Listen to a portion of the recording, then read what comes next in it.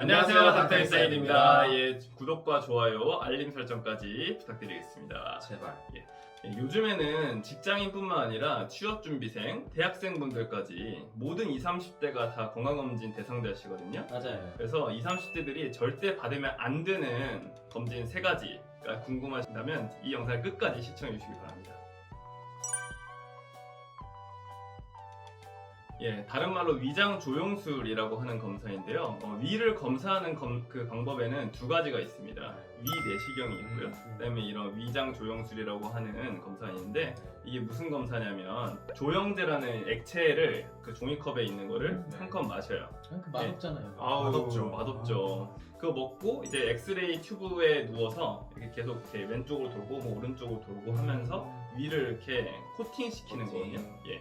그렇게 해서 위를 간접적으로 이렇게 엑스레이로 보는 검사인데 이게 뭐 위내시경 튜브 이렇게 들어가는 게 너무 부담스러우신 분들이나 아니면은 뭐 수면 유도제를 좀 맞기 싫다 이런 분들이 선택을 하세요. 근데 이 검사는 위 내시경이 좀 발달하기 전에 예전에 위를 검사하는 목적으로 이제 개발이 됐던 검사인데 이제는 사실 위 내시경이 훨씬 더 그 위암이나 뭐 그런 병변의 발견 확률이 훨씬 높고요. 만약에 이 위장 조영술을 했을 때 이상이 발견되었다. 그러면 결국에는 다시 위내시경을 해서 조직 검사를 받으셔야 되는 이런 이중 검사에 약간 그런 불편함이 있을 수가 있거든요. 예, 그렇다 보니까 절대 제 생각에는 위장 조영술은 이제는 위내시경으로 대체돼야 되는, 그러니까 이제는 하면 안 되는 검사다.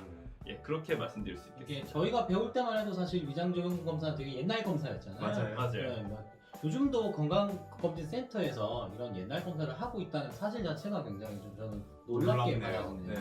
예, 그리고 심지어 그 일반 그 직장 건강검진 하시는 분들 그 항목에 보면 그냥 선택 항목에 그냥 위장 조영술, 위내시경이 같이 있고 그냥 뭐 추가 비용도 없더라고요. 예, 그러니까 위장 조영술은 받지 마시고 위내시경을 선택해 주시면 좋겠습니다. 그리고 무엇보다 젊은 분들이 이 위장 조영술을 선택하시면 안 되는 이유 중에 하나는 이 검사가 방사선 검사이기 때문이죠. 위험하죠. 예, 그러니까 이게 방사선이 이게 엑스레이니까 뭐 CT보다는 훨씬 적은 거 아니냐 뭐 이렇게 말씀하시는 분들도 계신데 이게 여러 장을 찍고요. 그 다음에 식도에서 위 넘어가는 부분은 동영상으로 찍어요. 계속 지속적으로 노출이 되는 거예요. 지속적 방사선 노출이 되는 검사이기 때문에 일반 흉부 엑스레이보다 한 20배 정도는 방사선량이 훨씬 많이 되거든요.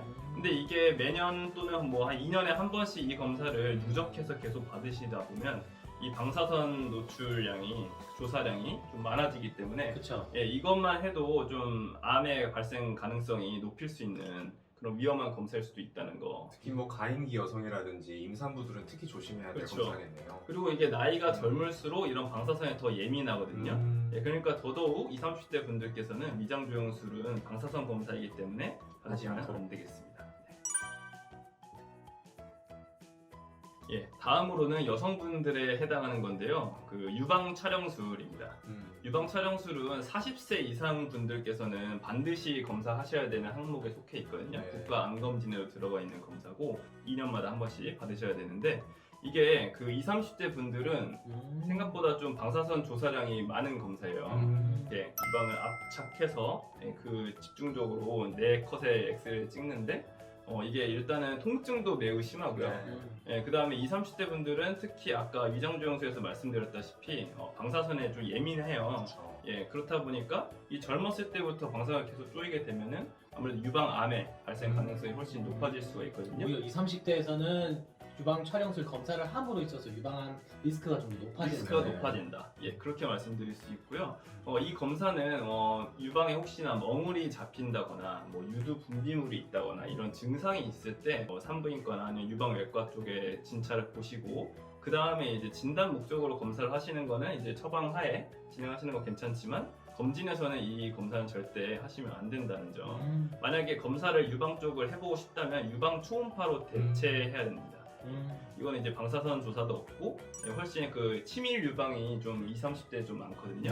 예, 그렇다 보니까 유방 촬영술보다 유방 초음파에서 훨씬 더 유방 병변을 잘 볼 수 있기 때문에 대체를 한다면 유방 초음파로 하셔야 됩니다. 20, 30대는 유방 초음파. 예, 세 번째로는 자궁경부암 검사인데요. 이거는 이제 국가암검진 항목에도 포함이 되어 있는데 크게 두 가지로 검사가 이루어지는데요. 한 가지는 이제 자궁경부 세포 도말 검사라고 해서 이제 질경을 스페큘럼이라는 걸 넣고 거기서 이제 자궁경부 칫솔 같은 걸로 이제 긁어내서 예, 세포를 이렇게 관찰하는 이 검사가 있고, 두 번째로는 인유두종 바이러스 검사라고 합니다. HPV라고 하는데 이게 그 자궁경부암을 일으키는 바이러스예요. 그렇죠. 근데 성경험이 아예 없으신 분들 같은 경우에는 이 검사를 받을 필요가 없습니다. 필요가 없죠. 예, 절대 없습니다. 이게 자궁경부암이 결국에는 성 전파성 질병이잖아요. 맞아요. 다른 말로 말하면 그 인유두종 바이러스가 없는 곳에는 자궁경부암이 생기지 않습니다. 그렇죠. 예. 신기한 암이죠. 네, 그렇죠. 그 중에서도 이제 저희가 뭐 16번, 뭐 18번을 이제 고위험 인유두종 바이러스라고 하는데 이거에 대해서 그 예방 백신이 나와 있습니다. 사바릭스나 가다실리라는 맞습니다. 예. 근데 그거를 미리 맞아 두시는 게 자궁경부암 예방에 가장 좋은고요.